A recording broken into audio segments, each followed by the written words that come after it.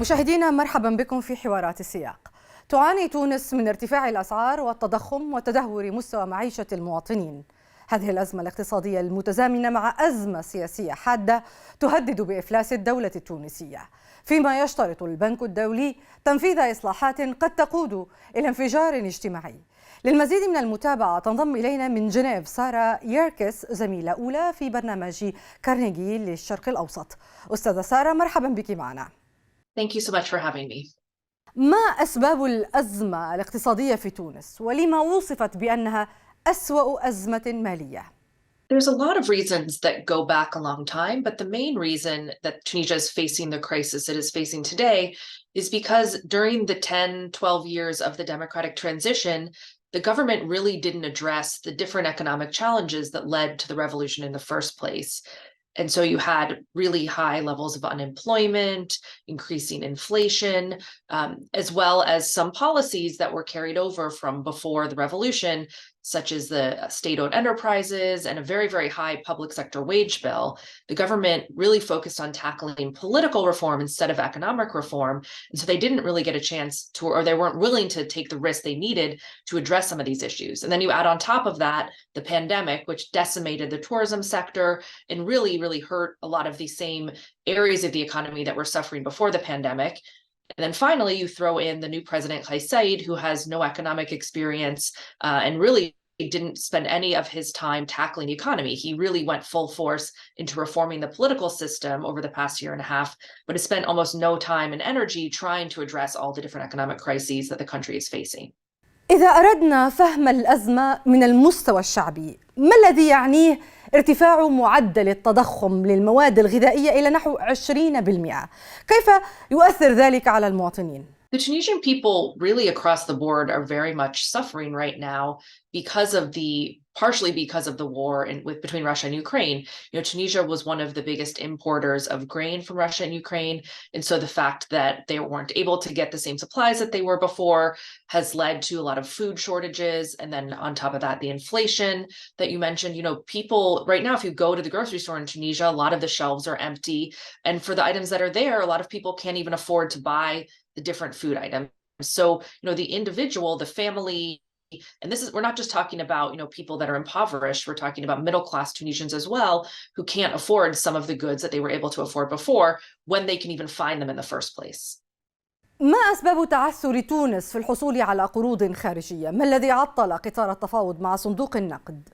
So there's been a couple of explanations for, first of all, the delay in the IMF deal, but also really the flight of foreign capital. You've seen a lot of private sector companies leave Tunisia over the past several months, and a lot of Tunisia's traditional donors and traditional partners have been really reticent to continue funding Tunisia, largely due to Kais Saied's political program and the sort of chaos, the political instability that has been in place over the past year and a half.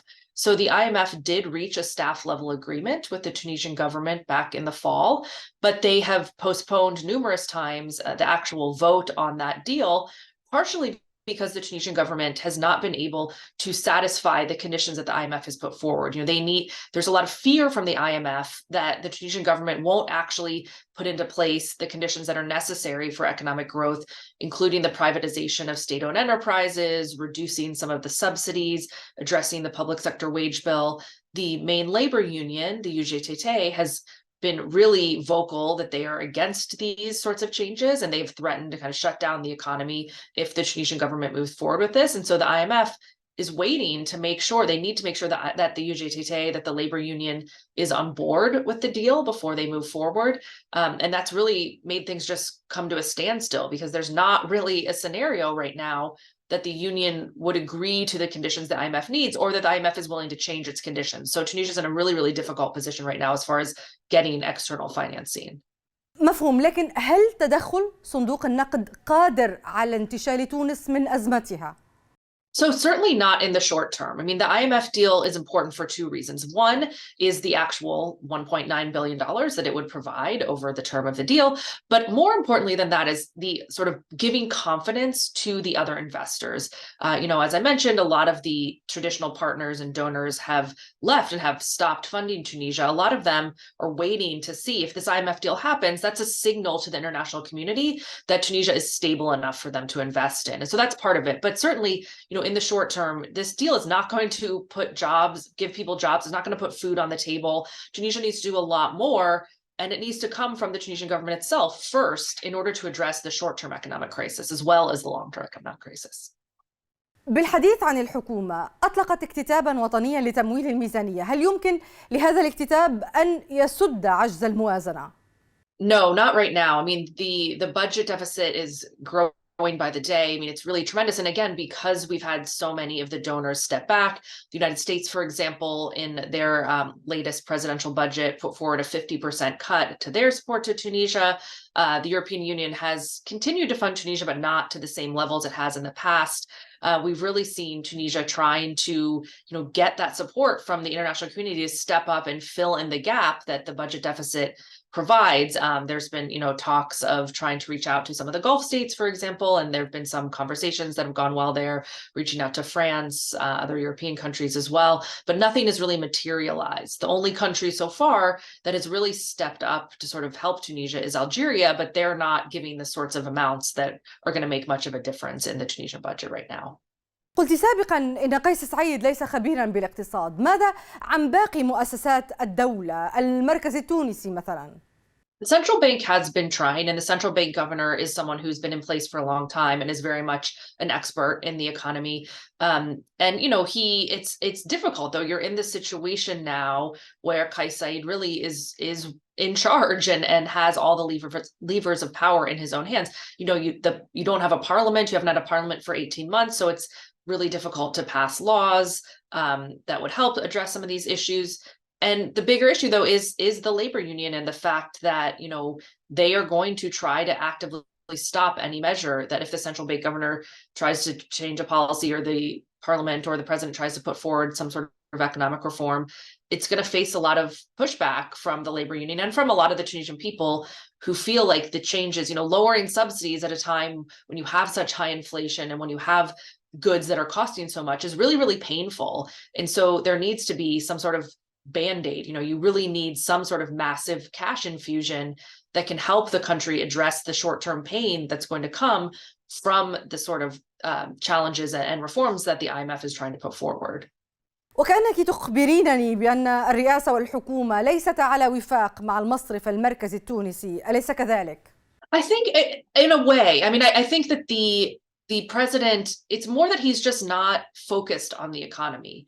He has the ability to kind of do whatever he wants. If he wanted tomorrow to pass a decree law that said we are privatizing every single state-owned enterprise, he could do that. He would certainly face a lot of pushback in the streets, but he has that ability. He just hasn't done that. He's spent all of his time and attention on reforming the constitution, on changing the political system, on strengthening the presidency. These are things that have little bearing on the economy as far as trying to address the economic crisis, and so it's not necessarily that he is not on the same page as the central bank. It's more that he's not interested in the economy or doesn't take it as seriously as he should be. And he also doesn't have a strong team of advisors. He does listen to the central bank governor and he is engaged in the IMF discussions, but he's not prioritizing them nearly to the level that he should be in order to get Tunisia out of this crisis. تحدثت أيضا عن المساعدات من الحلفاء الإقليميين مثل الجزائر وذكرت أنها غير كافية. ماذا عن الحلفاء الدوليين؟ Yes, I think that the path that Kais Saied has taken Tunisia on over the past year and a half has really, really hurt his ability and his relationship with a lot of the traditional partners and friends of Tunisia, in particular the United States and Europe. Much of the relationship between the United States and Tunisia was based on the shared democratic values. And once Saeed started pushing back against that, you started to see a much more sort of aggressive US position against Saeed and less willingness to be involved with Tunisia when they started to see him dismantling the structures of government and kind of turning Tunisia into a dictatorship. So yeah, the path he's taken Tunisia down has really hurt his ability to get some of these loans and grants from Tunisia's former friends. I don't think that that's the end of the story. I think if things change, we could see some of the countries continuing to support Tunisia again. But I also think, he has sort of taken for granted the fact that you're going to have some savior country come in and just give all this money to Tunisia to help the situation. No one has stepped up to do that yet, and I'm not sure anyone will. There's so much more that needs to be done. وكالة موديز الأسبوع الماضي خفضت تصنيف الديون السيادية التونسية. هل هذا يعني أن تونس ستتخلف عن سداد ديونها؟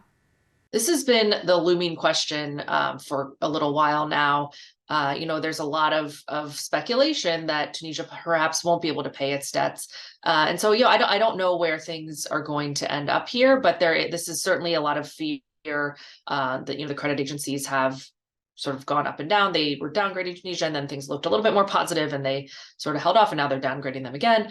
And it's a very, very dangerous situation right now, where it does appear that Tunisia very well could default on its debts, but we don't know exactly where that's going to go. And again, maybe there will be someone who kind of steps in to help with that situation, but so far we haven't seen that materialize. هناك نقص ونفاذ في بعض المنتجات الأساسية من الأسواق أرجعه الرئيس إلى بعض الجهات المتربصة بالدولة. ما الذي يقصده هنا، وهل تتفقين مع طرحه؟ Yeah, he has been blaming these shortages on speculators and saying, that people are trying to harm the state. I don't think there's any truth to that. I'm sure there are a couple of bad apples out there, but in general, this is just a tactic that is used time and time again by dictators to try to shift the blame elsewhere. He has never taken any responsibility for any of the economic challenges that the country is facing. And rather than sort of acknowledging that he has the ability to change policy and should be changing policy, instead he's blaming these unnamed speculators. Some of it is his political enemies, but he really hasn't named anyone in particular. It's just, this kind of nameless, faceless group of people that he claims are harming the country. He often refers to people as traitors without actually naming who the people are. شركة رويال داتش شيل التي تشغل حقلي غاز يشكلان 40% من الإنتاج المحلي التونسي أعلنت في نوفمبر أنها ستخرج من البلاد. ما الأسباب؟ Yeah, I think it's more of the latter that we've seen. I mean, Royal Dutch Shell was probably the biggest one most recently, but there have been several other companies, foreign companies as well, that have left Tunisia over the past couple of months, in large part because of the political instability, and they just don't think it's really a great or a safe place to be investing right now. And so, there are other opportunities in North Africa as well as other places. And so I think that, Tunisia, again, because of the continued uncertainty of where things are going, that has contributed to investors to say, it's not worth it. We're not willing to take the risk anymore. They could return at some point in the future, but for now, at least, this is mostly about the political situation. أستاذة سارة يركس، شكرا جزيلا لك للمشاركة معنا في حوارات السياق. Thank you so much. مشاهدينا، شكرا على طيب المتابعة. إلى الملتقى.